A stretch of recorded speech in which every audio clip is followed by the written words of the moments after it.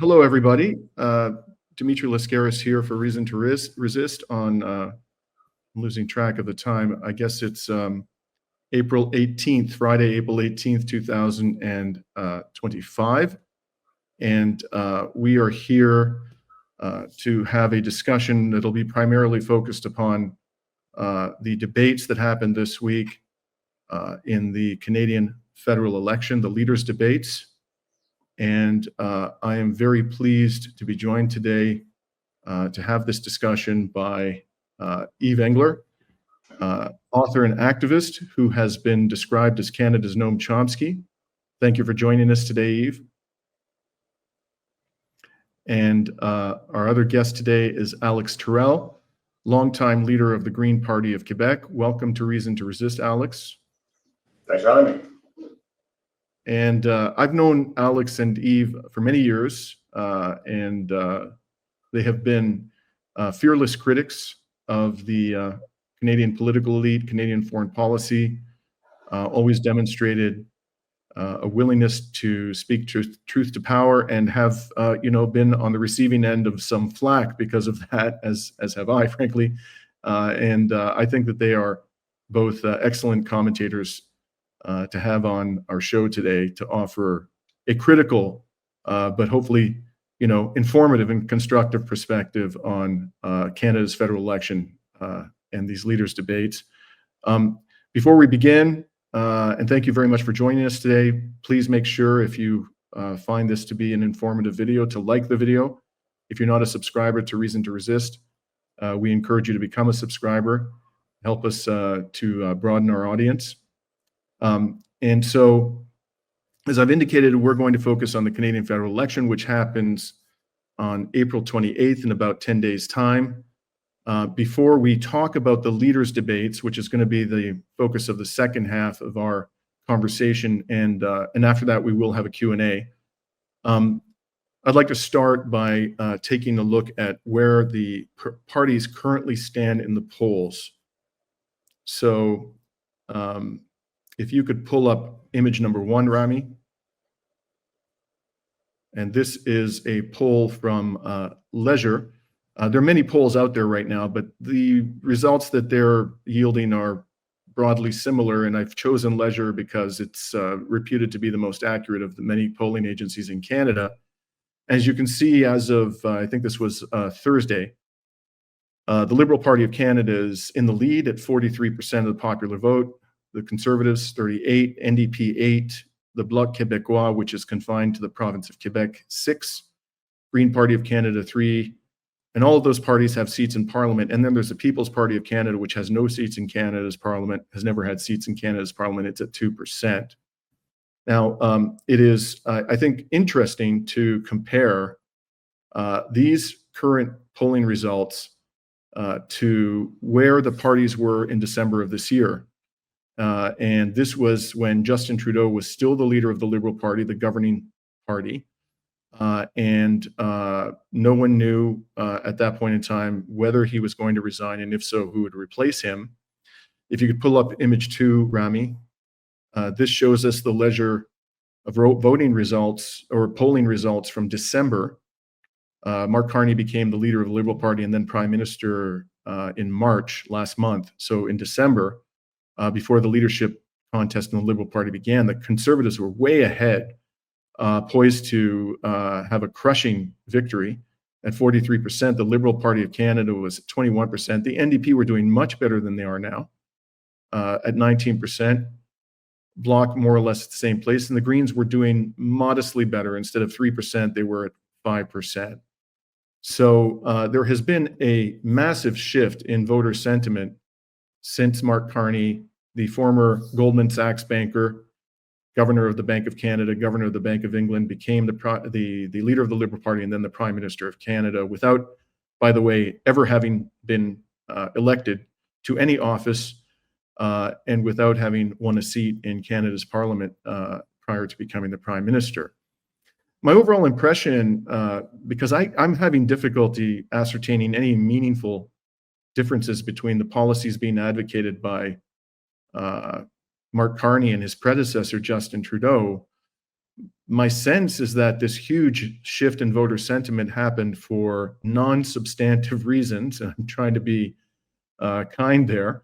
The faces of the Liberal leader have changed, but have the policies changed that much? Yves, I'd like to start by asking you, what do you think accounts for the massive shift in voter sentiment after Carney replaced Justin Trudeau? Well, I think people were tired of Justin Trudeau. 10 years, the tendency is to get tired of the individual. So that I think is an important part. And then, of course, Donald Trump's annexation and different tariff threats. I think that Pierre Poilievre is quite clearly a sort of Donald Trump light or a Canadian MAGA or whatever. And he was really kind of campaigning in that way quite aggressively until the last couple months. And so the sort of media and the whole kind of perception machine, I think, has done a good job of portraying Carney as sort of better to deal with Donald Trump. And Carney kind of benefited from kind of interesting dynamic, I thought, in terms of the Liberal leadership race. He benefited from having this sort of this ostensible, important resume, Bank of Canada, governor of the Bank of UK, but not really having taken many positions. So he was, Chrystia Freeland, his main challenger, had of course taken lots of positions and lots of things over many years, and so he can kind of like not really just sort of create an impression. So I think that Carney has been able to kind of continue that even during the election campaign, though of course he's taken some more clear positions in the last month or so during the election, but he still sort of benefits from this sort of resume, but not too much, things that may kind of anger people or people might doubt on. But yeah, there's no real substantive difference. Clearly, Carney is the Trudeau candidate. All of Trudeau's people are behind Carney. And it's just, Poilievre is correct to say this would be a fourth Liberal term if Carney was to win. Right. And just so you know, that background noise, or there's some family activity going on at Yves' place. Nobody is being assaulted. Just please don't be concerned. Now, Alex, do you have a similar take to that of Yves, or what's your view about this massive shift in voter sentiment that's happened in the last? I think that the Liberals have been able to capitalize off of the Donald Trump situation. A lot of people are afraid of this trade war and also these annexation threats. So I think sometimes when you have crises like that, the voters are a little bit more feeling more vulnerable. And like Mark Carney, he's got this sort of aura of having gone through the financial crisis, and the country did not completely fall apart in that crisis, but at the same time they gave away billions and billions of dollars of public money into private corporations, into the banks and stuff like that. So did he really manage that crisis well? But people have seen him manage a crisis before. So I think that, in terms of people's sense of security, they're going over to Carney. And since he hasn't really been in active politics, he doesn't have like the baggage that Chrystia Freeland or Justin Trudeau had. He's a little bit more of a blank slate. We've only really heard him talk about economic issues until he became prime minister. But that blank slate could go either direction, right? Sometimes he's saying that, suggesting that there is a genocide in Palestine. Other times he's appointing a chief of cabinet that is very close to Israel and stuff like that. So I think that having Mark Carney there really gives the left our work is cut out for us, because there might be a possibility to influence on certain issues, but he's also adopted a lot of conservative policies. So it might be further right than the Trudeau government, but not conservative.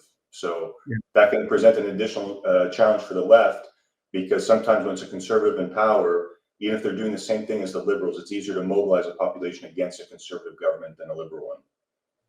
Yeah, and just so people who don't know, that chief of staff that Alex referred to is Marco Mendocino, one of the wildest, craziest Zionist fanatics in the Justin Trudeau caucus.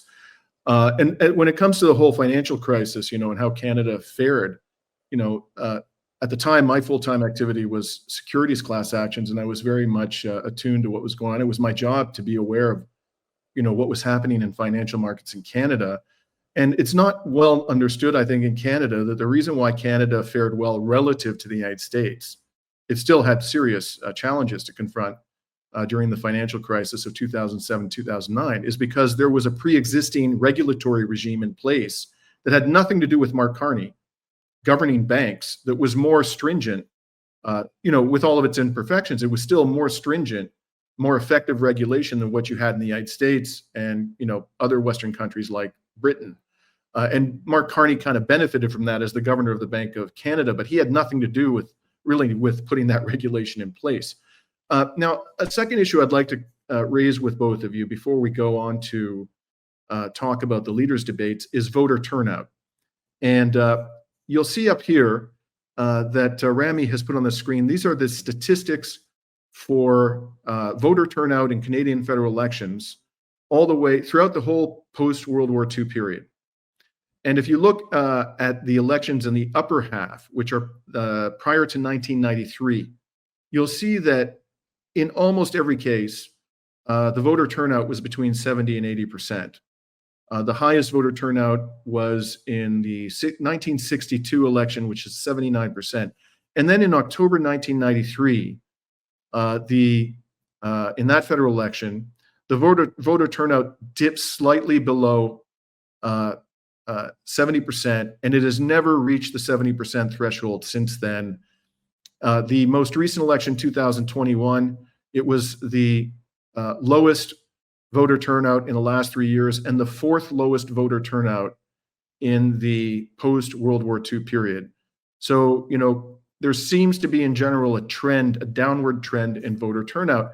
I'm interested in your thoughts about this. Let me start with Alex. And I take it you'll agree, Alex, there has been a distinct change in the last 30 years or so in the level of voter turnout. What's your sense of why that's happened? Why are fewer people in Canada coming out to vote during this period, 1993 to 2025? Well, I think even if you look at this election, I've never been less inspired to vote than any other election that I've had a vote in. And even in the Quebec election as well, the last one was one of the lowest turnouts in history. So there's kind of a disengagement, people not really following politics that much. Maybe a lot of people that, just see the parties as all being kind of bullshit, and not feeling inspired to go and vote. I think that's the big thing that gets to people. And when it comes to that day, if there's nobody that inspired them, then why should they bother? And in this election, we look at it like all of the parties are in favor of warfare and NATO and, international confrontations and stuff like that. So it almost feels like whoever you vote for, you're giving a kind of consent or approval to the system, right? And there's no way to really express your dissatisfaction. There's none of the above option or anything like that. So I think that could explain it. And obviously people are distracted with all of this fast information that we're consuming through social media and stuff like that. But the parties have to really do more, I think, to connect with people and to inspire people, because even like Carney, he's got all this momentum. It's not necessarily because people believe in him. It's that he's not Polyev. He's not, he's going to stand up to Trump or stuff like that. But it's unfortunate to see how little people care about politics and how little inspired they are to debate the future of the country and to make choices and stand by them. Yeah, you make a very interesting point, Alex. This dip, in the mid 90s that happened, and as I said, we never returned to the 70% threshold of voter turnout since then. It more or less coincided with the beginning of the internet era. Whether there's a relationship between the two, I don't know, but the timing is interesting. In any event, these low voter turnouts, what they meant was that in the last three elections, Justin Trudeau's Liberals, they won, in 2015, 2019, and 2021. And they were able to secure a government and hold office, be the governing party for 10 years with 20.4% of eligible voters in 2021, 22.2% of eligible voters in 2019, and the highest proportion of eligible voters who voted for the Liberals was in 2015, and that was 27%. So the Liberals have been able to win 3 straight elections and govern for a decade without ever achieving the votes of more than 27% of eligible voters. Yves, do you think this can fairly be described as a democratic outcome? No. When they made a big thing about trying to overthrow Nicolas Maduro in Venezuela, they talked about the low voter turnout in the Venezuelan election. I showed the numbers. Maduro got substantially more than Justin Trudeau did, even though only 40 some odd % voted because the opposition boycotted. So even if you just look at these numbers, you find that it's small proportion. I think the voter turnout is the downward slide of voter turnout may be to do with the internet. It's also, I think, to do with neoliberalism.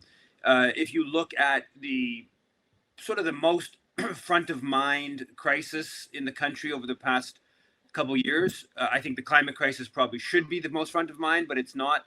The housing crisis. There's no one really saying, like, they make it seem like it's something complicated. It's not at all complicated to build house. I mean, we know how to build houses. We know how to put public money into building houses. But no one comes out and says, why don't we just take, 75% of the military's budget, or let's significantly increase taxes on everyone making over, anyone who has more than $50 million, we take 80% of it right away, or something like that, and just build housing and just build public housing and put a bunch of money into co-op housing. We've done that in the past. We did it until recently, and they're so nervous about, including the NDP, about going outside of the bounds of neoliberal thinking, of the quote unquote market, or quote unquote corporations and private investment. That they've made the question of housing and building large amounts of public housing something that's sort of complicated, and so now is it democratic? Now the other part of the democratic question is not just the narrow electoral issue, which the first past the post has a big problem with, and allows for a government to win 20 some odd % of eligible voters and be government for 10 years. The other part to it, of course, as important and probably more important in terms of undermining democracy, is the structure of the media, is the structure of the think tank world, is the structure of the whole sort of like ideological arena, and also the economic arena, which is, of course, very non-democratic. And obviously the economy is run by, based upon who has more wealth, and the media sphere is mostly operates on those grounds as well. And so these simple questions like, let's just build lots of public housing by taking public resources and building public housing as we've done historically, that's just like off of the agenda, because it doesn't serve the interests of power. So no, I would say that there's some democracy in Canada, but it's obviously very constrained. Yeah, I like to call it a quasi-democracy, with the quasi slowly going extinct. So before we move to the leaders' debate, I want to mention a third and final preliminary issue, and that is the exclusion of the Green Party of Canada at the very last minute from the leaders' debate. And this is quite a, for those of you who take an interest in Canadian politics, I guess you could call it a juicy story. So before I explain what happened and ask our guests to chime in, the Green Party of Canada was invited initially to participate in the debates. And on Wednesday, just before, hours before the first of the two debates, there was one in the French language on Wednesday night. Last night was in the English language. They were disinvited. And before I explain what happened, I just, in the interest of full disclosure, want to tell our audience, for those who don't know, I ran to be the leader of the Green Party of Canada in 2020. And I finished second out of 8 candidates with about 45% of the vote on the 8th and final ballot. The winner was Annamie Paul with 55% of the vote. Sadly for Annamie, she lasted only 1 year in the leader's position. I think that year could fairly be described as a calamitous year for the Green Party. but in the interest of time, I'm not going to delve into what happened. She replaced Annamie Paul, Elizabeth May, who had been the party's leader for 13 years when May resigned from the leadership in 2019. And when she resigned on national television, she was obliged to be completely neutral in the leadership contest. Instead of being neutral, however, she supported Annamie Paul. And you don't have to take my word for it. Elizabeth May said as much in an op-ed that she wrote for the Toronto Star in October 2021, which was entitled, "Annamie Paul told me to stay silent, but now I must say something." Now, after Annamie Paul resigned in 2021, the Green Party held another leadership contest in 2022, in which I did not run, but Elizabeth May did run. She came back, and this time she ran with a co-leader candidate by the name of Jonathan Pedneault, who really didn't have any, if any, prior history in the Green Party until then. And she ran with a co-leader, even though the Green Party's constitution made no allowance for co-leaders and envisioned only one person as leader. Eventually, in 2022, she won the most votes, and Jonathan Pedneault, whom she then characterized as her co-leader, finished third in that leadership contest with less than 10% of the vote. So as I mentioned, the Leaders Debate Commission initially invited the Greens, before the Greens were disinvited, the Green Party announced that it would be Jonathan Pedneault who would represent the Green Party at the Leaders' Debates. And to help you to explain what happened here, I think first we have to show you what the criteria were for inclusion in the Leaders' Debates. And they're up on the screen there. You might not be able to read them, so I'm going to read them out loud to you. The political party, in order to be invited to the leadership debate, had to meet two of the following three criteria. Number one, on the date the general election is called, the party is represented in the House of Commons by a member of Parliament. And now, the Green Party met that criterion because they had two members of Parliament. Number two, 28 days before the date of the general election, the party receives a level of national support of at least 4%. At that point, the Green Party was polling below 4% and continues, as we showed you, to poll below 4%. So they didn't meet that criterion. So everything for the Green Party hinged on the third one. They had to meet the third one. And the third one is 28 days before the date of the general election, the party has endorsed candidates in at least 90% of federal ridings. And in this particular election, the number of ridings is 343. Now, 28 days before the election, the Green Party provided to the Canadian Electoral Commission a list of 343 candidates whom it said it had endorsed. So that's 100% of the ridings. However, it later emerged that Elections Canada had confirmed only 232 candidates for the Green Party, which is well below the 90% threshold. Initially, it looked as though the Debate Commission was going to allow the Green Party to participate anyways, but that all changed on April 15th, just a few days ago, when Jonathan Pedneault stated to the French language arm of the national broadcaster, the CBC, that the Green Party had withdrawn candidates from certain ridings to reduce the chances of the Conservative candidates winning in those ridings. At that point, the Debate Commission sought submissions from the Green Party about why it had withdrawn candidates and how many it had withdrawn. And after receiving those submissions, the Commission issued a decision on Wednesday, 2 days ago, to disinvite the Green Party. And we're just going to show you an excerpt from this decision.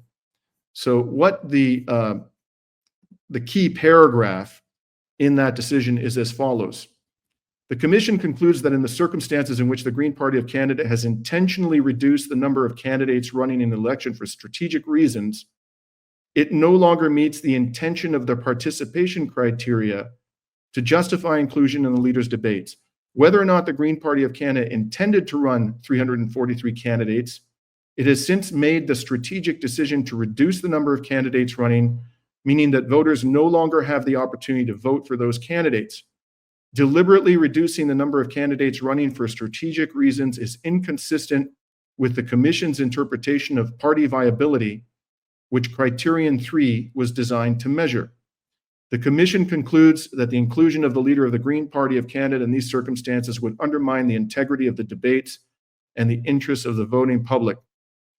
Now, in a subsequent twist, Elizabeth May contradicted what Jonathan Pedneault told the media about the withdrawal of candidates from certain ridings. May told the press that contrary to Pedneault's claim that the party had withdrawn 15 candidates from 15 ridings for strategic reasons, that the party never in fact did that. And she said as follows, she was quoted in the CBC saying, "We never had any decision, nor did we strategically remove candidates from any seat. So given that it was a misunderstanding, we hope the Debates Commission will reconsider this." Now, I must tell you, there's no way to reconcile, in my opinion, what Jonathan Pedneault and Elizabeth May are saying, and I think they both know what the actual situation is. So one of them is being, in my opinion, less than honest. In any event, Alex, what do you make of all of this? What do you think has happened here? And as you know, a longtime member of the Green Movement, what is your feeling about all of this? Well, basically, the federal party looks like it's completely in shambles, completely disorganized, unable to function, unable to be coherent. And so, first of all, okay, in the 9 months before the election, Pedneault was absent for 7 of those 9 months. Okay, he did not do the groundwork that's required for a general election campaign, which for the Green Party is mostly recruiting candidates. So they came up short. I just want people to know, because they may not know, he resigned as co-leader and he came back. That's why he was absent for 7 months. So please continue. Sorry, go ahead. Exactly. And even with that resignation, at the time that he resigned, he said that he had lost faith in party politics and partisanship, and he wrote an op-ed about that in Le Devoir. So he left. But then when he came back, he said it was for medical reasons. So there too, there's a little bit of, which one is it, right? Can you really just rewrite what happened to suit your current needs in terms of public relations? But basically, he wasn't there to do the work. He came back at the last minute, was named as co-leader without a leadership race, and then in some deal with Elizabeth, ended up sort of becoming the #1 leader of the party and going to the leaders' debates while only having received less than 10% in the previous leadership race, a leadership race which I was attempting to run for and was expelled because of my opposition to the war in Ukraine. So I'm a bit bitter about that whole situation, right? But with respect to being thrown out of the debates, like, it is unfortunate that the Green Party is thrown out, and I can just imagine the emotional roller coaster that Pedneault has been through, where you go to sleep after preparing for the debate, and you wake up the morning of the debate and you're thrown out. That's probably an unfortunate situation for anybody, right? And you can see the emotion in his statements. But then to come out and say that, no, but we did meet the criteria of 90% of a full slate, and playing on this little, splitting these hairs, saying that the criteria was to announce 1 month before the election a list of candidates, but that somehow those candidates didn't have to follow through and actually become candidates. Like, they lost over 100 people out of 343. So, like, what happened there? Why was that? And then to make things worse, when they're trying to explain it, they put out a press release actually last week saying that how their volunteers were being harassed in the streets, that people can't go to the shopping mall on behalf of the Green Party and get signatures because people are mean to them and they come back crying and stuff like that. Complete negative image to give to the party, right? Like, I've been involved in many elections. I've run 12 times for a National Assembly, and every single time I've gone out there, there's been some people that are a little bit rude at the doorstep and stuff like that. And in every election, there's candidates that leave because of that.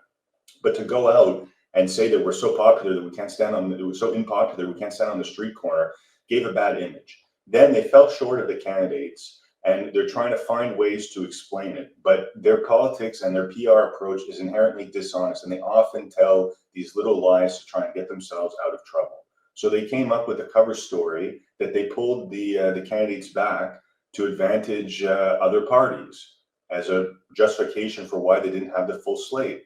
Well, that completely backfired, because when the commission was looking at this, they said, okay, well, you're short over 100 candidates, and now plus you say that it's not just a logistical problem or anything like that, but that you intentionally pulled them back.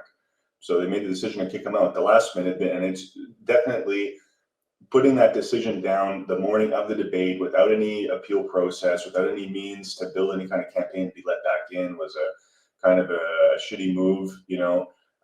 But ultimately, I think that criteria was fair. And not only that, but people might forget that this criteria was suggested by Elizabeth May herself, because back when they were debating like the creation of this debates commission, Elizabeth May submitted a proposal for what the criteria should be, okay? And that criteria is what the commission ended up retaining, and that's what's in force now.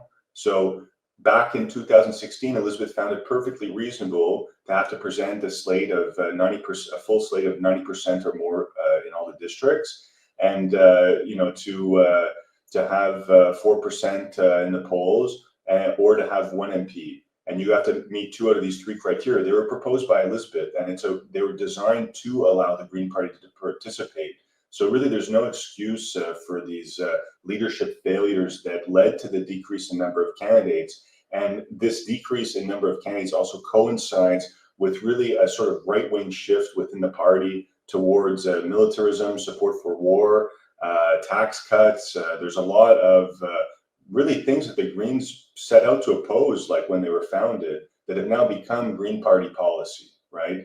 And the argument for this has been the party will get more success if it goes to the center and if it waters down its message and if it goes along with the military agenda and all that, okay? The reality is that you still have to recruit candidates, and there's far fewer people that are willing to run for office in order to play this game of supporting warfare and stuff, compared to the number of people that are willing to run, but for good reasons, you know, for peace and social justice and environment, without playing the political game, without compromising, without selling out, okay? So they were not able to find enough people to go along with the shitty agenda that they're putting forward. And I feel that if they would have had a more progressive platform, and especially given the level of mobilization over the Palestine issue, they should have had no problem finding candidates. I don't see what the problem is.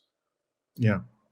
And, you know, this is the perfect segue, Alex, into the Green Party's foreign policy positions. I'm going to talk a little bit about that because we didn't have the benefit of hearing, because of all of these shenanigans, from the Green Party directly in the leaders' debate about foreign policy, which is obviously a focus of Reason to Resist.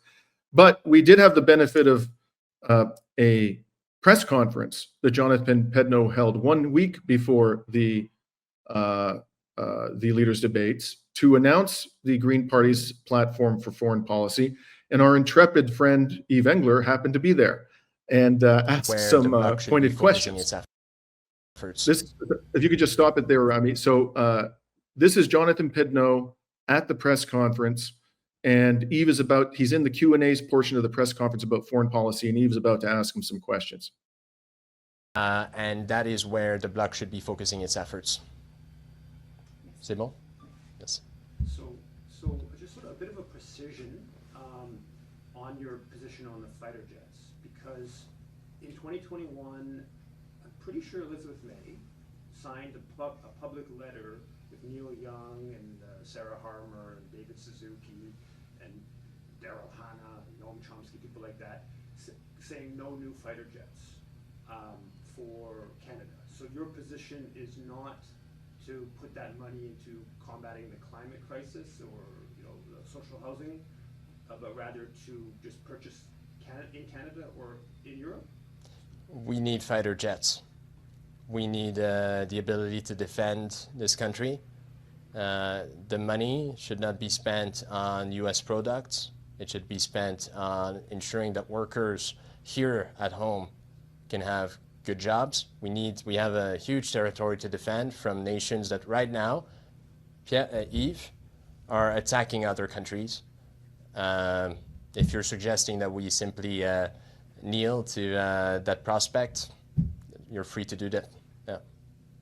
And the follow-up question in a different direction, you talked about law and upholding international law, which of course is important. But so there's a whole bunch of Canadians, dozens of Canadians who've been fighting in Gaza, who joined the Israeli military and have been involved in what you refer to as a genocide. Canada has something called the War Crimes and Crimes Against Humanity Act. They should be investigated. They should be investigated. But then there's also the... Do you have more questions? Tied to that is that there's a whole bunch of institutions, including a school in Toronto, a Kiva school, that a quarter of the students join the Israeli military after graduating. I'm not familiar with those details. But the point here is we have the Foreign Enlistment Act in this country that makes it illegal to induce Canadians to join any other country's military. Do you think that the RCMP and Canadian authorities should be investigating? The RCMP should be upholding the law. The law applies to everyone. Including Canadians fighting Israeli military. The law applies to every Canadian. Thank you. Merci. Now, just that I hope that was loud enough for everybody to hear. But basically, Yves asked him, to reconcile his position that Canada should buy fighter jets with a letter that Elizabeth May signed not too long ago, opposing the expenditure of gigantic amounts of money on fighter jets. And then Yves asked him about the fact that there are Canadians, this is an established fact, Canadian citizens who are fighting in the genocidal war in Gaza. Yves, I didn't show the whole Q&A from that press conference, but my sense was that his tone changed when you asked him questions, and he seemed rather annoyed by your questions. Was that your sense as well? It was way worse than that.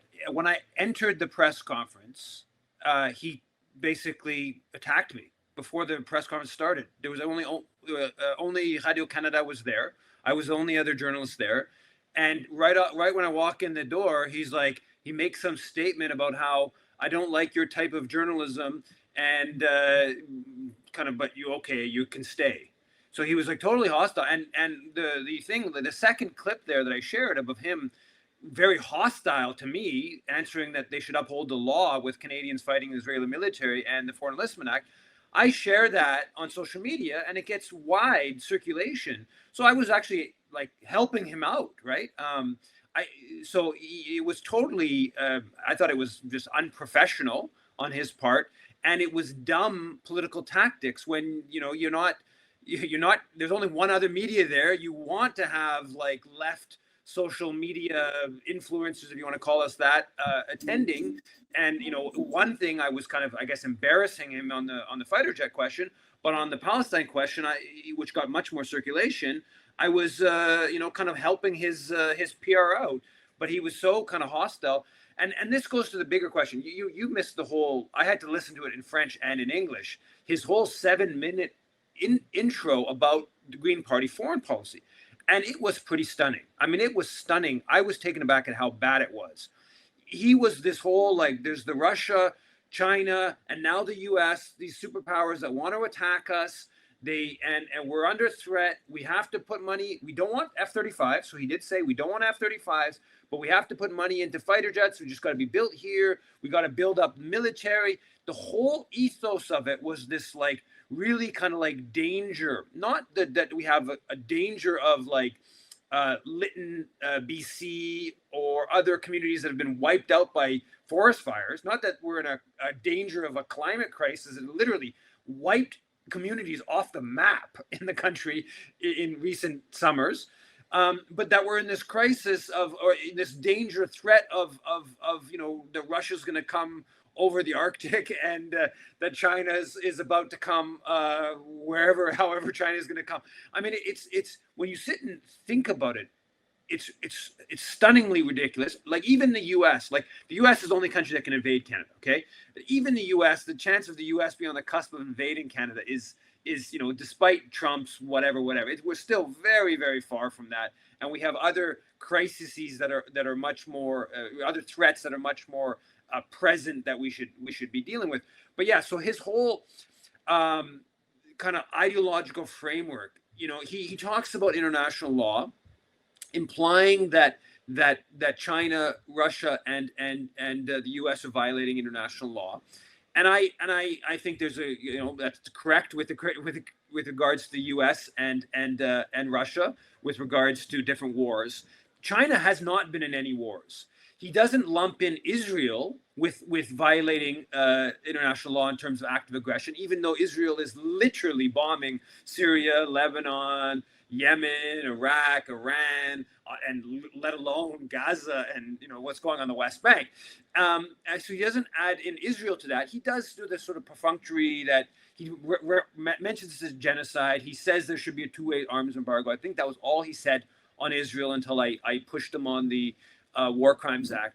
But the basics of his foreign policy, 7-minute foreign policy message was, it could have been Mark Carney delivering that. It could have been Jagmeet Singh delivering that. And it maybe not Polyev, but it could have been the other three delivering that message. There was essentially no real difference between the sort of overarching foreign policy vision that Pedneault was putting out there. So, if he would have been on the debate stage, I don't know that it would have, changed anything when it came to a foreign policy discussion. Yeah. You mentioned, Alex, that you were barred from running in the 2021 Green Party of Canada leadership contest because of your stance on Ukraine. So this is an issue you're well familiar with, and you've been outspoken about it. And as you know, Alex, I'm sure Yves knows this as well, Pedneault in May changed the Green Party's policy about sending weapons to Ukraine right after May won the leadership contest in 2022 and declared her co-leader to be Jonathan Pedneault. Up until that point in time, the interim leader, the one who was put in place as a stopgap, Amita Kutner, in between Annamie Paul and the winner of the 2022 leadership contest, took a clear, unambiguous position consistent with the Green Party's core values, which include nonviolence, against sending weapons to Ukraine. So they changed that. And they seem to have bought in. I mean, as Yves, I think, explained very well, they seem to have bought into this notion that Russia's going to come pouring across the Arctic Circle and invade Canada. Now, to be fair to Pedneault, in responding to Yves' question, he didn't name any country, but I think we all know that when he talked about countries out there that are invading other countries, he wasn't talking about Israel invading Canada. He wasn't talking about that. He was talking about Russia and possibly also China. So my question to you is, Alex, is this a realistic fear? Do you think that it's sensible for us to be formulating foreign policy based on an assumption that Russia is planning to invade Canada? No, I think it's completely absurd. And really, the Green Party in this election has completely shifted to fear-based politics. Every time they talk about foreign policy, every time they talk about the United States, they're talking about a big catastrophe. The apocalypse is just about to come. Jonathan Pedneault has gone as far as to say that Canada should be inspired by Ukrainian resistance and that we should mirror that. In Ukraine, they went out and they gave the civilian population, AK-47s and said, shoot as many Russians as you can. Okay, so the fact that Pedneault is saying this, that we should arm the population to fight against this imminent invasion, while also saying that, yeah, we need to increase military spending. He's talking about an additional 120,000 troops. When he talks about giving opportunities to young people, it's joining the military and learning firearms and that kind of thing. So it's completely absurd. And it's a complete mirror of the Liberal policy. Mark Carney, after being sworn in as Prime Minister, went up to Nunavut and announced his intention to beef up the military presence there and to construct a new military base and all this sort of thing. Well, 2 weeks later, Pedneault goes up to the Arctic and makes essentially the exact same announcement. So they're constantly playing this fear-based politics, trying to make us afraid. And really, it's the same thing that the Canadian government is doing, and trying to get us to, extort the taxpayer for more weapons and stuff like that based on this fear narrative. And it's completely the opposite of what the Green Party should stand for. This thing has been hijacked, and it's very similar to the situation with Annamie Paul. Both Annamie Paul and Jonathan Pedneault were put into their positions by Elizabeth May. Okay, both of them had spent most of their adult life outside of the country. Okay, they're parachuted in here. They're both born here and everything, but they did their whole professional career abroad. They show up here, and then all of a sudden they take the Green Party and start, radically supporting Israel, radically supporting NATO, radically supporting increased military spending. So something is really weird in the Green Party. And even Pedneault, when he was initially named by Elizabeth as deputy leader or co-leader. He had taken at times a few positions saying that, well, weapons is not what's going to solve the crisis in Ukraine. And at one point, he had speculated that Ukraine could even invade Russia. And for saying this, he was reprimanded by Elizabeth May and the Canadian-Ukrainian Congress. They went into some back room, and then they come out of this thing, and suddenly Pedneault is apologizing for what he's saying, supporting the export of weapons to Ukraine, and has taken a completely hardline position since that. It's almost as if they took this sort of anti-weapons position briefly just to get the attention of the Ukrainian lobby, and as a way of saying, like, don't take our support for granted. And they made some sort of arrangement, and now the Green Party is 100% Ukraine. Actually, Elizabeth May is doing this entire campaign with a Ukrainian pin of the ribbon, like sort of like support the troops type of pin. She worn it every single day at every single appearance throughout the entire campaign. Meanwhile, if they're so concerned about Canada being invaded, why not wear the Canadian flag? Like, why go and every single event you go to announce your support for a proxy war that's pushed by NATO to weaken Russia and to benefit the arms production industry? Even Pedneault is saying, oh, we want arms and we want them made here instead of the United States. Like, we don't need the fighter jets. And even Elizabeth May with Neil Young and Roger Waters and other celebrities had signed a thing, not saying we don't want F-35s, that we don't want any fighter jets, as Yves had mentioned that he questioned about. So it's a complete flip-flop. I don't understand how these things can change so quickly in the Green Party, and that the party can be so explicitly in favor of the military and of military spending. Yeah, and on the question of the genocide in Gaza, as Yves mentioned, and to his credit, Pedneault did acknowledge that Israel was committing genocide, which has become beyond obvious at this stage to any person with a functioning brain. But at the same time, Elizabeth May has not used that word. If you look very carefully, she never said the word genocide in the House of Commons. And although the party has used it on some statements, there's no quote that's ever been attributed directly to Elizabeth May about calling it a genocide. And none of the people from the Green Party have called for any meaningful economic sanctions on Israel. and she went to the Israeli embassy. I mean, this just blows my mind. Her co-leader acknowledges what is obvious to anybody with an ounce of common sense, that this is a genocide. And she goes to the Israeli embassy last October to commemorate the deaths of Israelis on October 7th. Now, I'm not going to take issue with somebody who wants to, stand in solidarity with civilians who were killed on October 7th.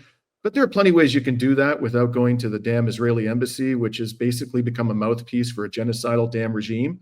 You could go and, have a solemn ceremony with anti-Zionist, humanitarians who want to stand in solidarity with civilians who were killed in that day. Why would you go to the Israeli embassy when you know, and your co-leader is admitting that they represent a genocidal regime? It just blows my mind. But it's not just the fact that she went to the embassy, it's the written statement that she put out that day on her parliamentary letterhead, in which she said, the bell that tolls the loudest is for those who died on October 7th.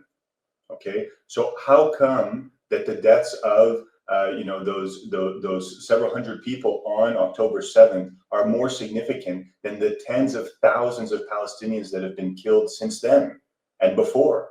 I mean, it's Jewish supremacy to say that those lives, although there's a smaller number of them, are more significant, that the bell tolls louder for them than for the Palestinians. Completely absurd. And I know, Dimitri, that you denounced it, and Elizabeth has deleted this statement since, but she hasn't apologized for it, and she hasn't provided an explanation for why she deleted it. Her staff told me no comment. They have nothing to say about it.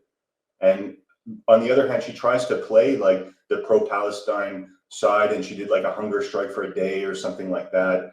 But it's completely inconsistent. And I don't see what it is that's stopping any of these people from calling for sanctions. Paul Manley is the only one that's running a strong campaign that has a chance of winning for Green Party that's called for sanctions. And I don't see what's holding Elizabeth back. And I would just go one step. I don't think it's just, I think the sanctions question is steps removed.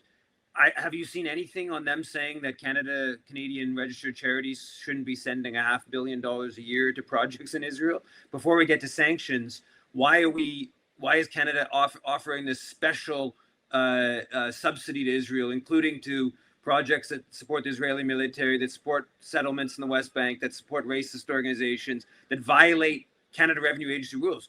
Elizabeth's been basically absent on all that. The Jewish National Fund lost its charitable status back in 2013.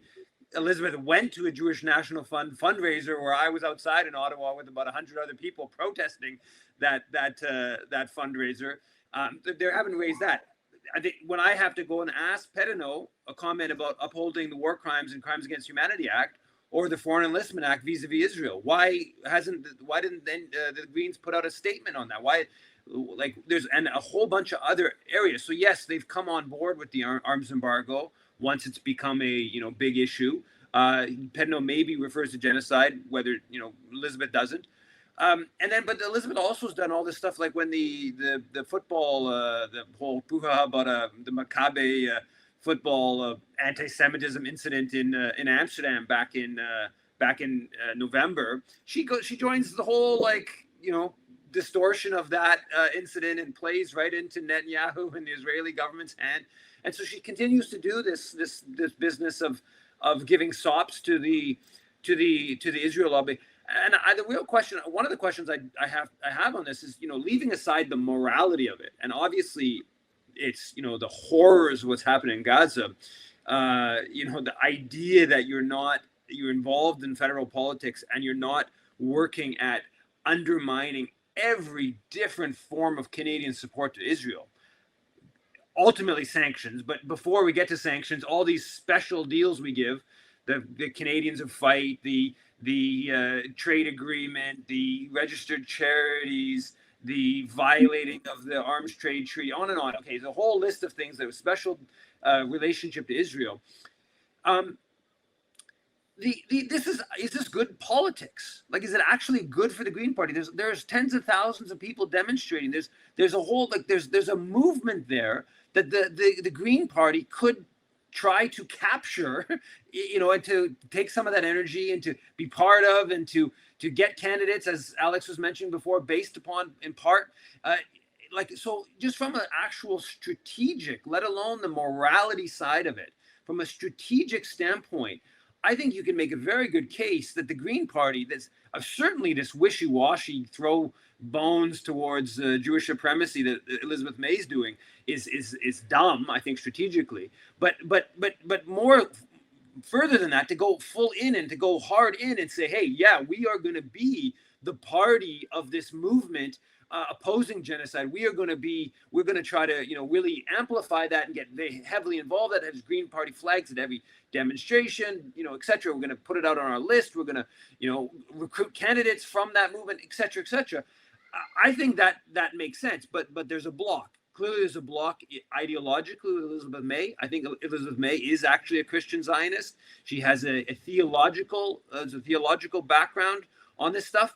And there's also this fear of the anti-Semitism label. There's a fear of the pushback from the pro-Israel organized lobby, and so they don't even make the right calculation, let alone the right moral calculation, the right political calculation for the party itself.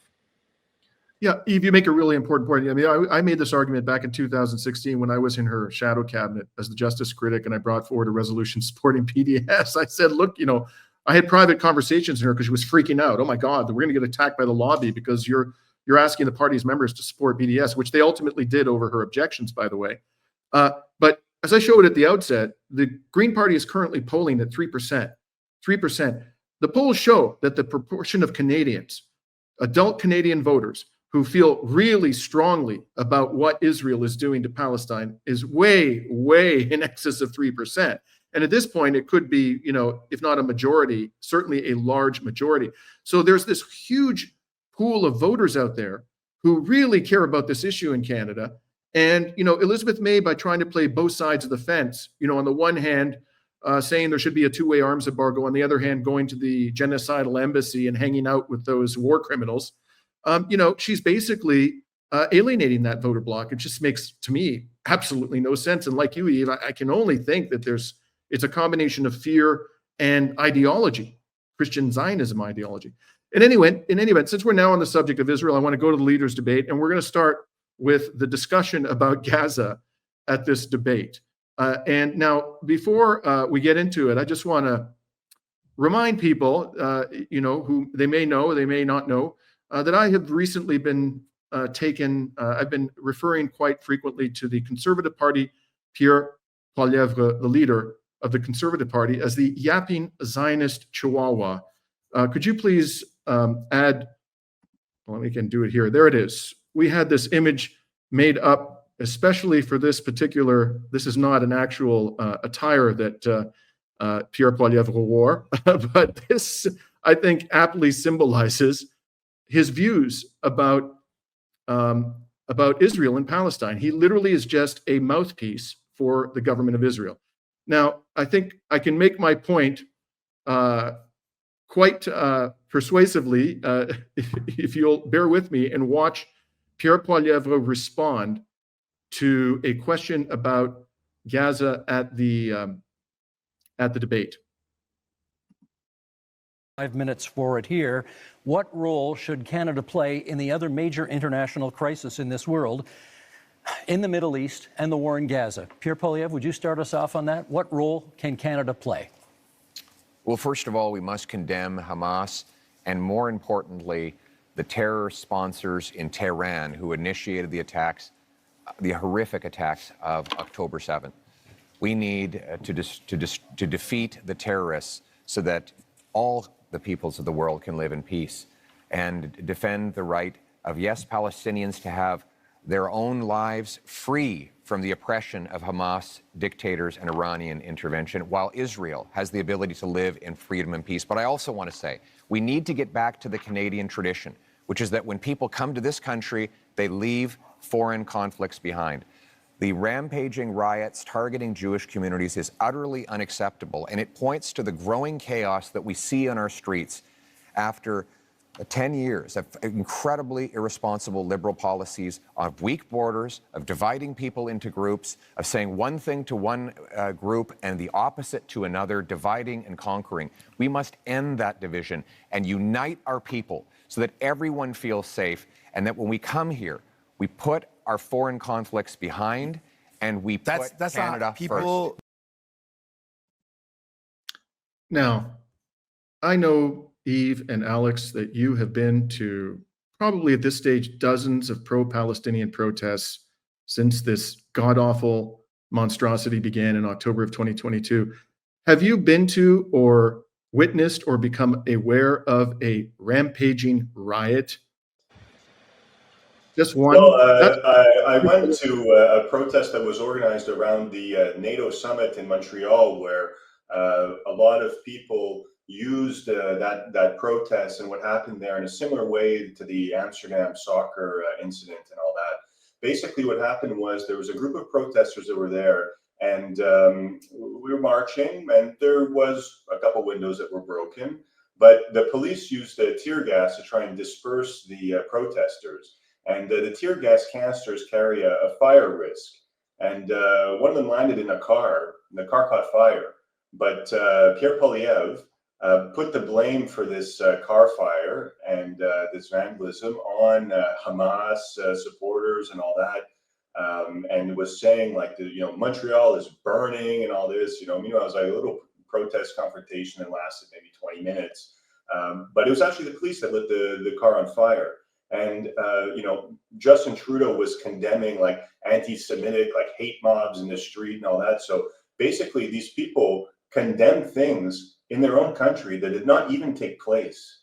And even the city of Montreal, despite the fact that the media has reported that the police canister landed in this car, and the police themselves had said, well, we're not certain anymore that's the protesters that lit the fire, we have to look into it more. They've never bothered to correct the record. So even, Trudeau, Melanie Joly, the mayor of Montreal, none of them had the courage to set the record straight and say that those events did not actually take place. So these people are kind of living in a parallel universe where they invent these whole stories about protests and riots that are not actually accurate. Like if you would base your understanding of the situation on what Trudeau and Melanie Joly were saying, like you would think that that people were chanting "death to Jews" and stuff like that in the streets. Completely ridiculous. There, it's people coming out to protest against the genocide. Okay, to protest against the actions of the Israeli government, and they try and the right wing tries to twist this around and manipulate it and put these false narratives out there. So that's what's kind of tricky and sometimes difficult for the movement to respond to when you're almost like defending stuff that did not actually take place. Yeah, I've been more than. I just want to, could you let us know first in answering my question, have you been to any quote unquote rampaging riots or learned of any? And quite apart from that, what are your thoughts about Poilievre's answer? I've been to at least 100 demos, and including the NATO one, that would be something that could be closest to the quote unquote rampaging riot. That was I had my daughter who was 2 and a bit at that demo, just to give it context. It was a more let's call it heady demo than the others.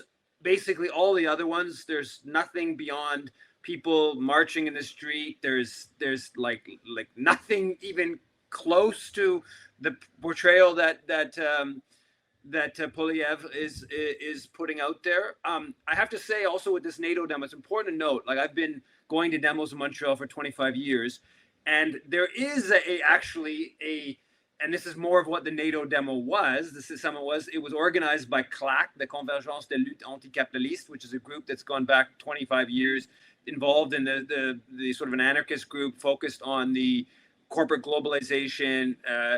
And there were demonstrations in the early 2000s that, many demonstrations where windows were broken, and there is a somewhat of a tradition of that outside of the hockey or outside of the Montreal Canadiens winning and losing, where there's riots. That's the most common one. But there is some degree of that. It has very little to do with Israel. It is fair to say that the NATO demo was bigger because with the NATO summit here in Montreal, that the demo was bigger because it so happened to coincide with a student strike on Palestine, and obviously these movements kind of merged together to some degree. But yeah, I mean, it was not like there was nothing anti-Semitic about it. There were some windows busted at the convention center where the NATO summit was being held. The cops were involved in, most of the violence still in this case was obviously the cops. People were put to hospital. Multiple people went to hospital because of police violence. The police also almost certainly caused the fires that were blamed on the protesters. So yeah, the whole thing is a fraud. And it's, there's a whole movement, a social media movement that Poilievre is clearly quite aligned with, that is about portraying any opposition to Israel's Holocaust in Gaza as being, these Islamists that need to be deported, or obviously anti-Semitic is the main thing, and they just go on and on and on of that. And now we have to the point where Poilievre is like publicly announcing he's going to copy Donald Trump, and we're going to start, expelling international students, non-citizen people on visas because they don't like Israel killing Palestinian babies, and so there is this huge 18 months of organized authoritarian push by Zionist organizations and proponents of Israel. And, that's Poilievre, that culminates in Poilievre's ridiculous statements, and also even, more dangerous, his actual stated policy aims of copying Donald Trump and throwing the Charter of Rights and Freedoms down the drain so Israel can kill more Palestinians. Right. So let's see how Jagmeet Singh, the NDP leader, the nominally left-wing party, and the former Goldman Sachs banker, as I'm fond of calling him, Mark Carney, responded to the same question. We're going to start with Jagmeet Singh, and I'll ask you to comment after I show both of these clips. Countries from around the world, and they care deeply about where they come from, and they should be able to do so. That's a part of being in our country, to have that freedom. Your treatment of Palestinians has been frankly disgusting. Your treatment of people who provide care and service for people in Gaza has been disgusting. On top of that, people in Israel and in Palestine deserve to live in peace and security. And Mr. Carney, to date, you've not acknowledged that what's going on in Gaza is now clearly become a genocide. It's important to call things out as they are, and you've not done that. Mr. Carney. Now, I just want to say before I ask you to comment, I want to show Carney before I ask you to comment on this. I have to commend Jagmeet Singh. I've criticized him on other matters. When he used the word disgusting to describe Pierre Poilievre's treatment of Palestinians, he was absolutely correct. That was entirely appropriate language. You could have also fairly described it as psychopathic and genocidally racist. But disgusting, I'll take disgusting. And that was the only time, even though Gaza came up numerous times, that was the only time that anybody used the word genocide during that entire, 90-minute to 2-hour debate to describe what was going on in Gaza. So here's Carney's answer. To go to your question, we need to work with our international partners, maximum pressure, maximum encouragement for an immediate ceasefire. That's the first thing. Encourage the return of all of the hostages. Resumption of humanitarian aid. My government put in place $100 million of humanitarian aid, which is ready to go. With respect to where this ultimately goes, yes, two-state solution, but it has to be a viable and free Palestinian state, living side by side in peace and security with the state of Israel. I will underscore one other thing. Mr. Poilievre rightly mentioned Iran, the Iranian sponsors in this region. We have to be clear-eyed about the fundamental risks of Iran and do everything with our international partners to check it and turn it. Just hold those words in your mind for a moment. To check it and turn it in Iran. I just want to park Iran for a second. We'll come back to that. Okay. Let's start with you, Alex. And by the way, that Carney's answer came after Jagmeet Singh used the word genocide. And no one responded to that allegation, including Poilievre. And Poilievre never responded to the assertion that his treatment of Palestinians is disgusting, which I thought was telling. Never tried to defend himself. In any case, Alex, what is your take on Carney's answer to the question? I think that Carney is, a force for evil in this whole thing, because there's no reason that Canada can't call this a genocide. At one point, there was a heckler who said something, it's a genocide. Carney seemed to sort of acknowledge it without saying the word himself, but then was quickly called to order by Benjamin Netanyahu and completely backtracked. So it's really unfortunate, where a lot of people would think that Canada should be a voice for peace in the world, that we should be fighting against racism and the killing of innocent civilians and women and children, and really staggering numbers. Israel, knocking down entire cities, killing people indiscriminately, and this rhetoric, even like about Hamas, like people saying that, when they're asked about the Middle East, first thing, Hamas is terrorist, we have to condemn it and all that. Like, it's just another way to justify the actions of the Israeli government by using the terrorist label for Hamas. It's a way to dehumanize the Palestinian people by saying that their leadership is terrorist and illegitimate and all this sort of thing. So it's really unfortunate to see like the genocidal rhetoric coming through the mouths of many of the politicians on that stage. And it's great that Jagmeet was able to, have that moment, but has he called for sanctions? Not to my knowledge, right? So all of these, he's like the Green Party. He's called for an arms embargo. An arms embargo is not enough. There needs to be absolutely. economic sanctions, in my view, against the entire state of Israel. I mean, look at all of those sanctions that they applied to Russia, to Iran, to other countries. Like, why is it that we apply all of these sanctions there, okay, and we say, we're going to completely cut Russia out of the global economy and all this, yet Canada continues to do business with Israel? Like, there's a major problem there. And the fact that the debate stage is filled with this genocidal rhetoric, a little bit of criticism about it, but with no calls for serious economic sanctions, says a lot about Canadian foreign policy, and it says a lot about how closely tied we are with the U.S. empire and our unwillingness of the people that are in charge of Canada to break away from that empire and develop an independent foreign policy that's actually grounded in human rights.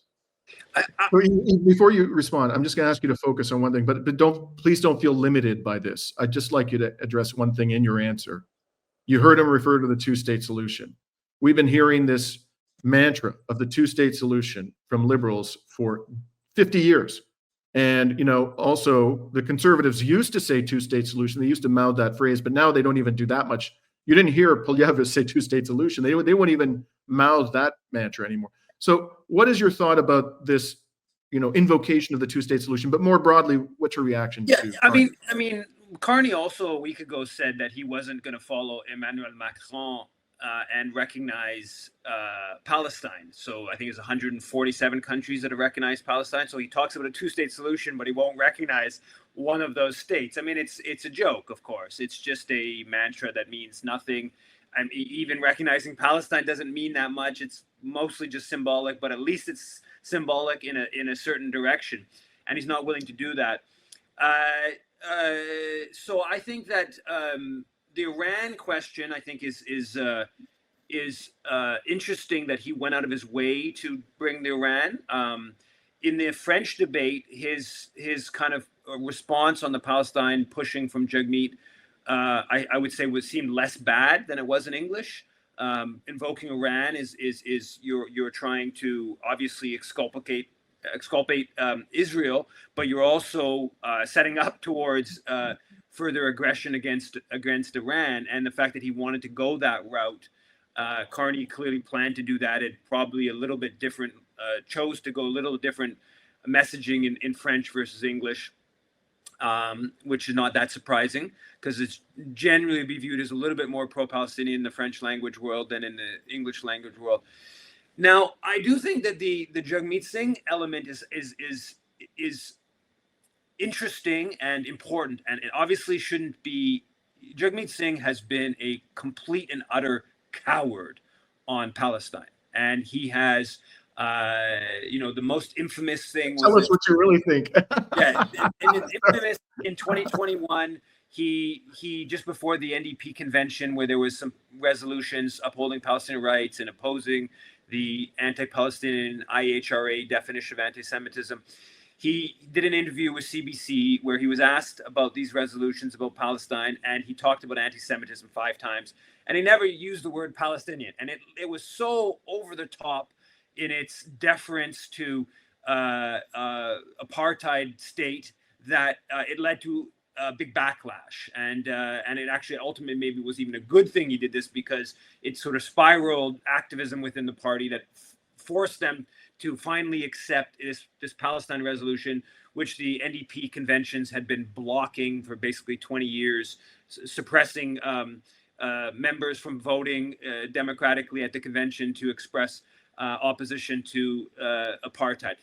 So, Hélène Lavadière, his first foreign affairs minister, went to AIPAC summit in Washington, D.C. She went to the Jewish National Fund event when she was on a trip in Israel. There's just a whole expelling candidates. Probably it's over a dozen, maybe more, that different candidates. Someone like Paul Manley was expelled, wasn't allowed to run. I guess that was actually pre-Jagmeet Singh, but during Jagmeet Singh's time, all kinds of candidates not allowed to run because they said Palestinians were human beings and stuff like that. So there's a whole history, and then there's a longer history of deep Zionism within the NDP. Thomas Mulcair said, "I support Israel in all situations and all circumstances." That's the predecessor, the leader before Jagmeet Singh. Then you have people like Stephen Lewis did all these egregious anti-Palestinian. Tommy Douglas was a wild Zionist going back to the 1970s. So there's a long history. Singh going out of his way in both the French debate and the English debate to politicize the genocide, to put it on Carney that he won't use the word, that he sort of flip-flopped because he sort of suggested it was a genocide, as Alex mentioned when a heckler raised the question. So to go out of his way to try to seek political gain from using the word genocide and putting it on Carney, I think is kind of important in the history of Canadian foreign policy in general, but obviously more specifically in the history of the Palestine question within Canada. Obviously, we're seeing all the NDP candidates, the vast majority of NDP candidates, all wanting to sign the Vote for Palestine pledge during this election, and that the Vote for Palestine pledge is not particularly radical, but it is clearly going in a certain direction. We're seeing people like Nikki Ashton, a left NDP MP, raising the charity question quite regularly. I get emails from her. I mean, probably a dozen over the past 8-10 months, raising the charity question. We're seeing other, indications of that. It's not where it should be, not even close to where it should be, but it is quite significant in terms of a shift in the history of NDP support for Zionism.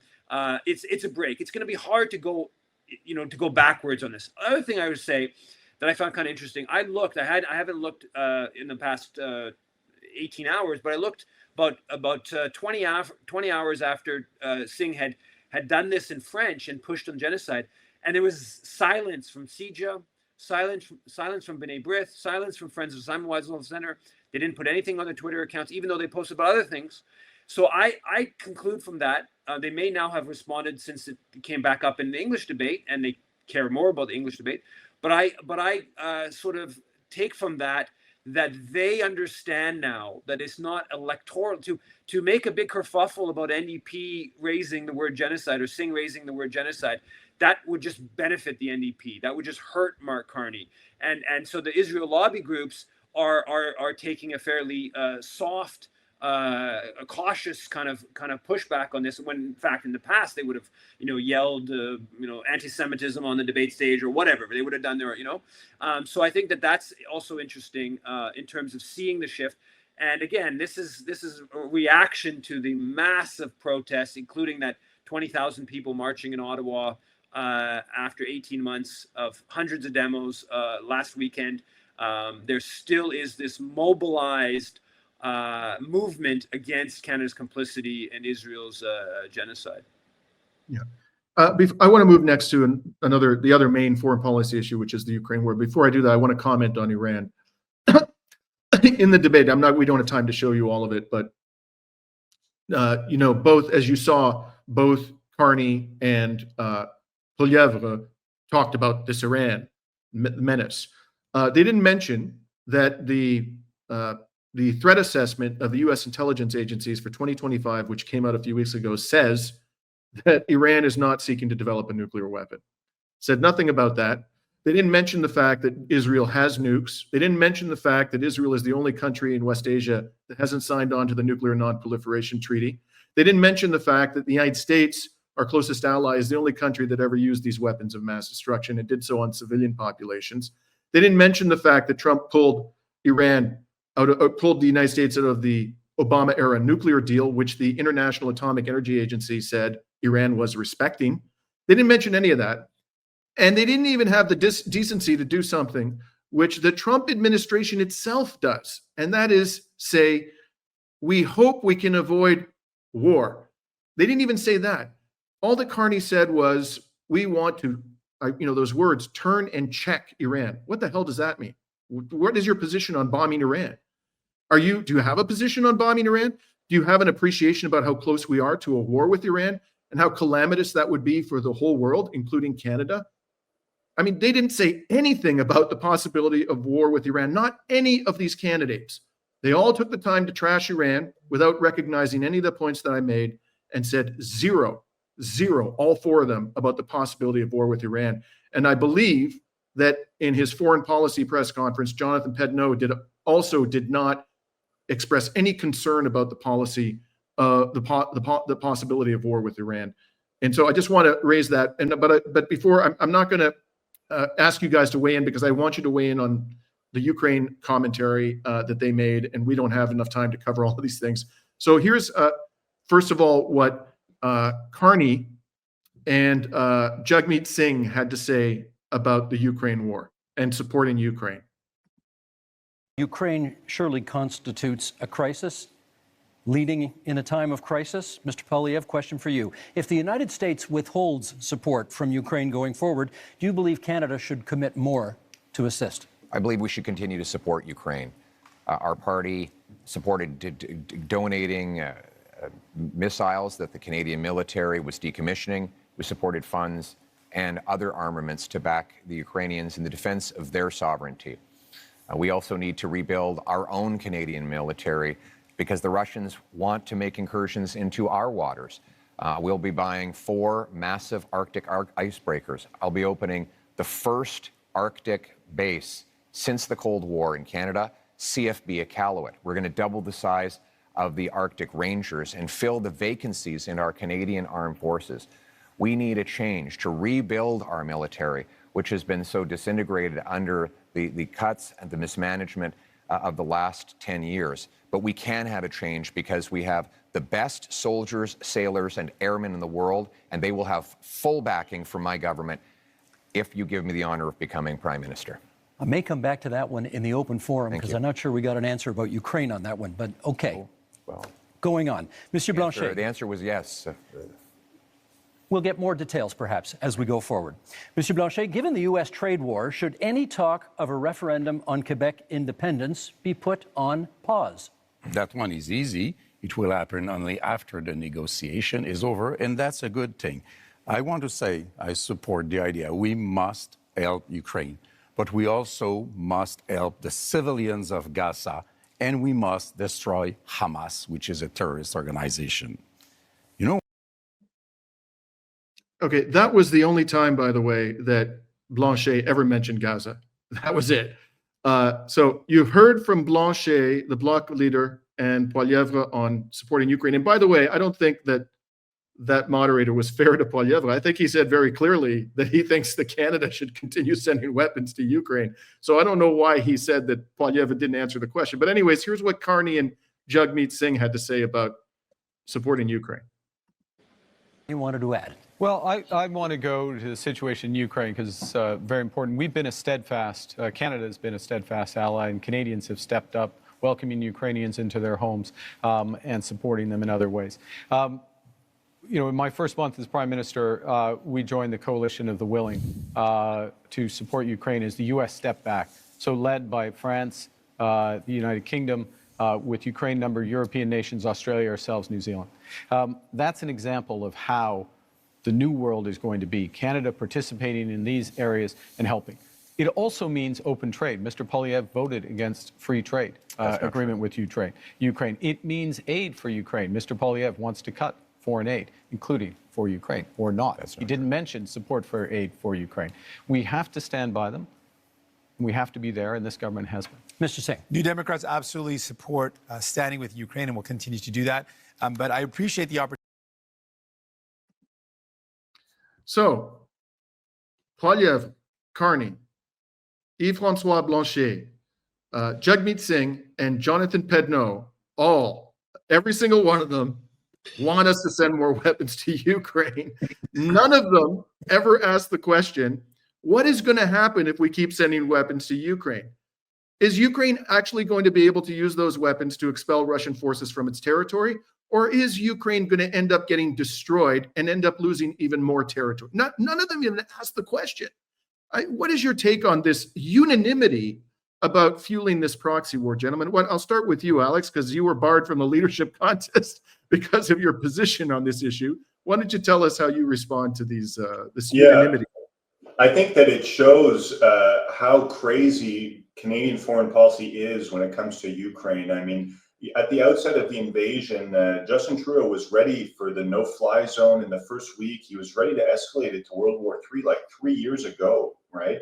And what's really unfortunate is that there's no substantive opposition to that in Canadian politics. And, you know, it seemed that for the Green Party, having just one candidate in their leadership race that was against that war was unacceptable, right? So I was expelled from that. You know, at a time when I had a good chance at coming first or second place, I think, in that leadership race. But, you know, these people are all living in this bubble of sort of NATO propaganda. They think that maybe the Ukraine will somehow win this war. They romanticized this idea. And the thing is, it's not grounded in reality. It's been obvious since the beginning that if Ukraine entered into an armed conflict with Russia, that the consequences would be devastating for Ukraine. That's exactly what we've seen over the past 3+ years. And nobody in Canadian politics is willing to acknowledge that.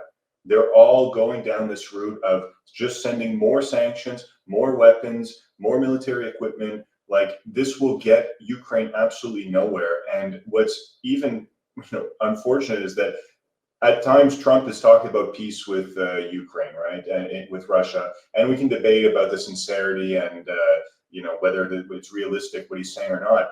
But Jagmeet Singh even has condemned Trump for that, right? Calling Trump, oh, he's too close with Putin and this kind of thing. So not only are they not willing to call for peace talks themselves, but they ridicule other people who do, and really try and completely close the door to any kind of negotiated solution to the end of this war. So, Canadians are looking at this debate where every single option is for war. There's no anti-war option that's a major party that's present in all parts of the country. People have absolutely no choice, no matter who they vote for. Amongst these 5 big parties, they're going to be endorsing the war in Ukraine. And I think that there's a huge political void in Canada. The United States, Jill Stein was very outspoken against the war in Ukraine.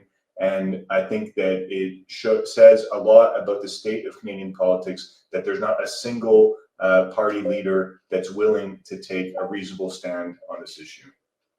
Yeah, and Cornel West was also opposed in the United States. And by the way, for those who don't know, the European Green Party leaders and Elizabeth May wanted Jill Stein, who was opposed to this depraved proxy war, to drop out because they thought wrongly that her presence in the race was going to contribute to a Donald Trump victory. Even if everybody who voted for Jill Stein switched their vote to Kamala Harris still would have lost.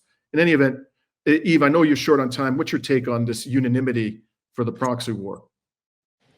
Yeah, I mean, it's been this way more or less since the get-go. And none of these people are willing to mention Canada's role in ousting Yanukovych in 2014. None of these people are willing to mention the fact that Canada began a low-level proxy war with Russia back in 2015 when we instigated Operation Unifier, where we were training Ukrainian forces that were involved in fighting forces that were assisted by Russia. And so we basically had a low-level proxy war for 10 years now. They don't talk about any of the broader context of Canada promoting, goes back to Jean Chrétien promoting NATO expansion, knowing that this was provocative from a Russian perspective.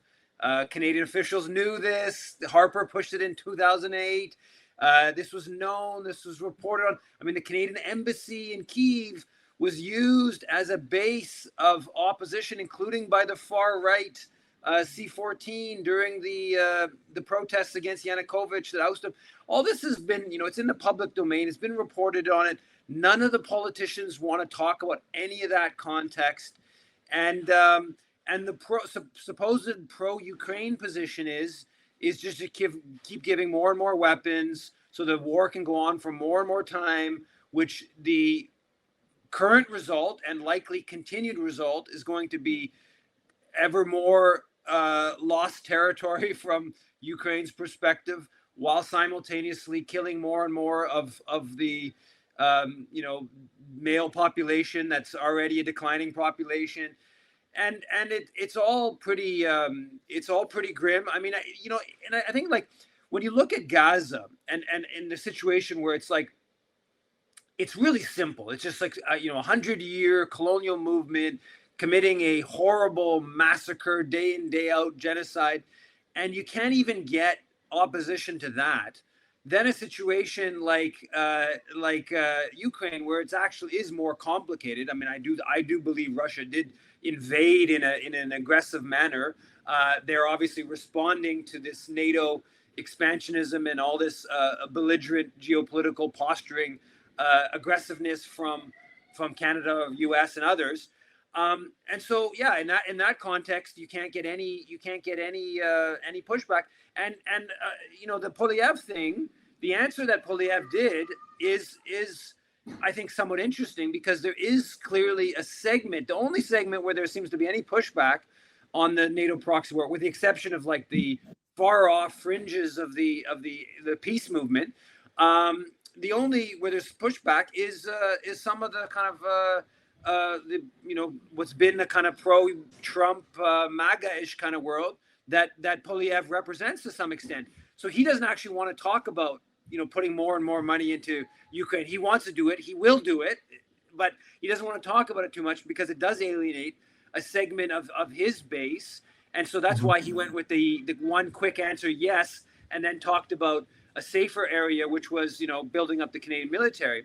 So that's interesting, but it's also interesting to see the reaction of the moderator, which is to like hype this up as like a really big like problem with Poilievre, that he's not willing to be like over the top and we will, continue to the last weapon we can send, and this kind of thing. So it speaks to the media climate, and of course the media climate has been somewhat critical of Poilievre for not being 100% behind the NATO proxy war. But it speaks to the overarching political ethos, which is we live in a country that is deeply, deeply pro-NATO. There is almost no questioning of NATO, and even when it's, of course, an alliance that bombed Libya, bombed Serbia, it's a belligerent alliance. It's been a belligerent alliance since the get-go, since 1949, when Canada was involved in setting it up. It was designed to be a tool of imperialism, to be a tool of maintaining European colonial domination in Africa, in Asia and Vietnam and places like that.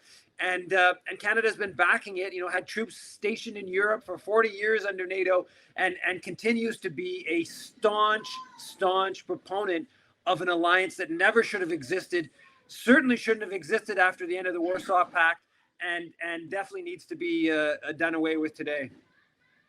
Yeah, the only thing I want to add to your excellent observations, both of you, is that, as we mentioned, both Pedneault, the Green Party co-leader, and Jagmeet Singh support sending weapons to Ukraine. They both acknowledge that Israel is committing genocide, but they have not ever whispered and would never dream of suggesting that we should send weapons to the Palestinians. That is verboten, even just to raise it as a possibility. But let's send weapons to Ukraine. Now, Yves, I know you got to go. There were a number of domestic policy issues we were going to take up. I don't think we're going to have time to do that because we do want to have a little bit of Q&A before we sign off today. But I'm going to ask you, Yves, to stick with me for just one domestic policy issue, because you are uniquely positioned to respond to it, and that is Jagmeet Singh's comments on the criminal justice system. So can you give us 5 minutes of your time just to comment on this one clip I want to show? Sure. Okay, great. Thank you very much. So this is just as by way of background, Poilievre was asked about national safety and the homeland security and all that crap. And he went on and on about how he's going to get tough on crime, and he's going to invoke this provision of the Charter of Rights and Freedoms, the equivalent in Canada of the US Bill of Rights, which allows the government, it's called the notwithstanding clause, which allows the government to basically violate constitutionally protected rights by invoking this clause. He said he's going to do it in order to, subject certain types of criminals to even harsher penalties than the Canadian judiciary is willing to countenance. So that was the background. And in that context, here's what Jagmeet Singh had to say about getting tough on crime. I just started by saying, let's not let Mr. Poilievre get away with making this ludicrous claim that anyone on this stage thinks that violent crime should get a less severe penalty. Obviously, that is not a special position that he's taking. Everyone agrees that horrible crimes should have horrible sentences. Judges are equipped to do that, so don't let Mr. Poilievre's rhetoric confuse people. Obviously, everyone agrees that if someone does something horrible, they should pay a horrible price for it. There should be appropriate sentence that's put in place by a judge. But what I'm concerned about is all of what Mr. Poilievre is talking about is after the fact. Now, there's heinous things that happen, and there needs to be severe penalties put in place. But we also need to keep communities safe. And that's what my focus is. Well, how do we stop crime before it happens? Much of the violent crime that's committed is committed by illegal handguns and firearms that come across the border. Now, Mr. Poilievre has admitted that as well, that it is illegal handguns and illegal weapons that are used in violent crime. So our plan is, let's stop those illegal weapons getting into our country in the first place. And the way we do that is by having stronger border security officers and having more people on the border. Mr. Pierre Poilievre, when he was in power in the Conservatives, they cut the number of border officers. They reduced the number, weakening our borders. Keeping an eye on time. Okay, so you heard horrible crimes deserve horrible sentences, severe punishments, horrible price. That's the language that he employed. Everybody on that stage, we don't have time to show it to you, adopted similar language. And by the way, when he said, yes, I'm all for, stopping guns from getting into the country, but he didn't actually talk about the causes of crime. What causes crime? But the main point here, Yves, that I want to touch upon is that nowhere in all of the discussion during this debate did anybody talk about the need for rehabilitation.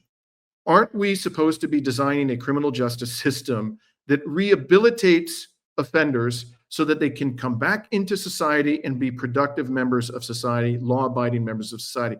There was zero discussion, not even the nominally left-wing candidate on the stage talked about rehabilitation or the true causes of crime.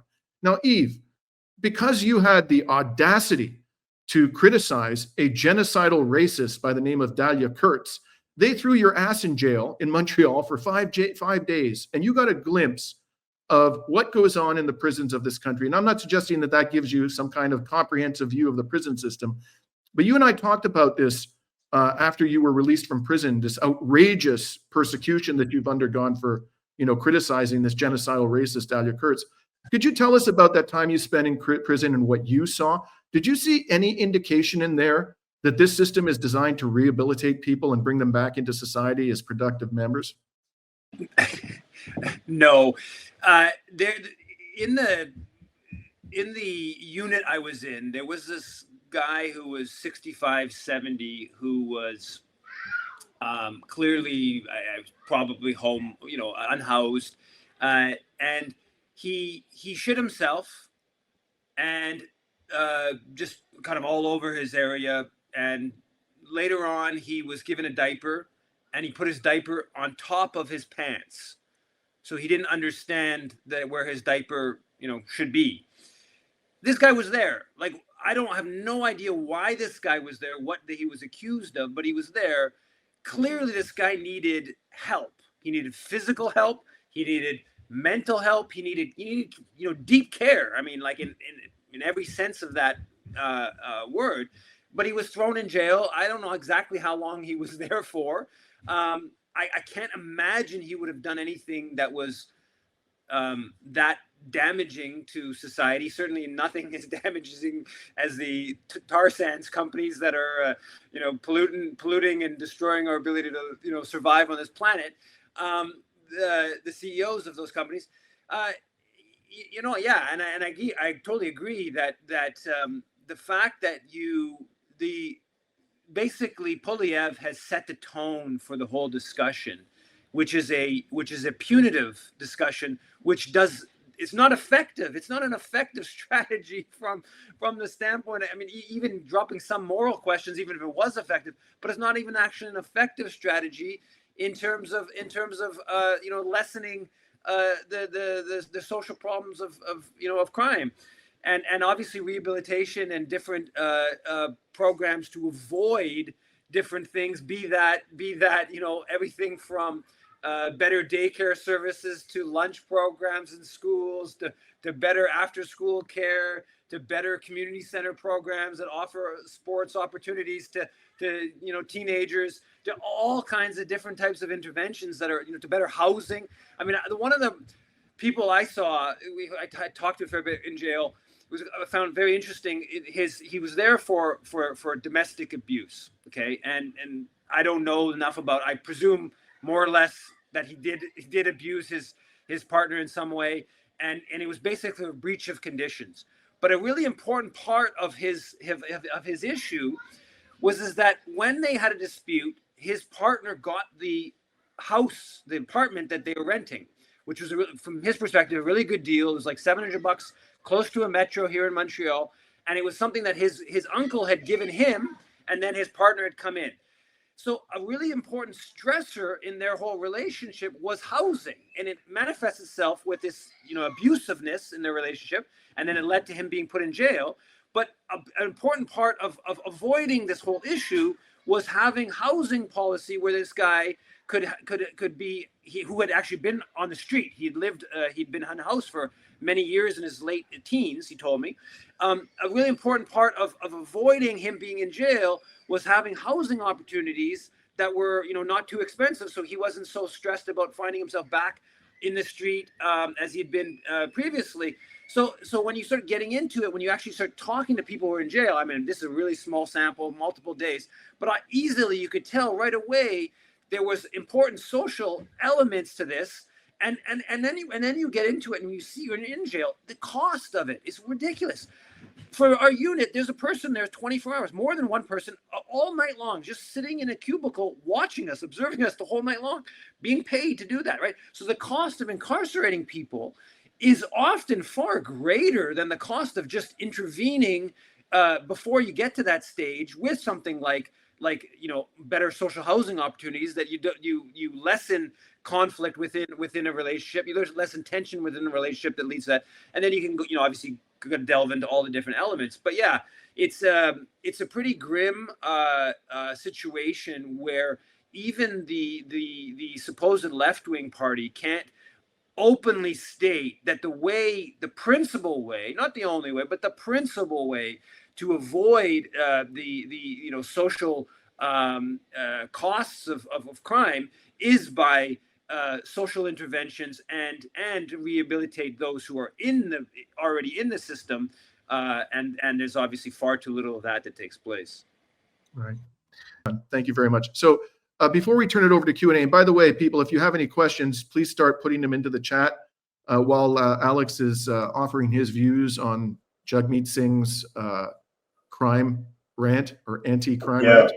Well, what I found really particular about what Jagmeet said in that debate was that he said we need to put in place hard penalties, like as if the penalties that are already there are not strong enough.